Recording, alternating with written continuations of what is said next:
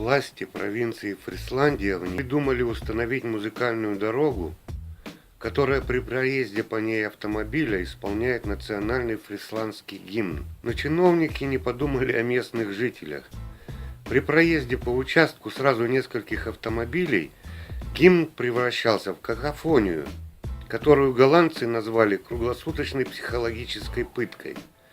Посыпались жалобы, и в итоге власти демонтировали покрытие, которое не пролежало и 4 дней.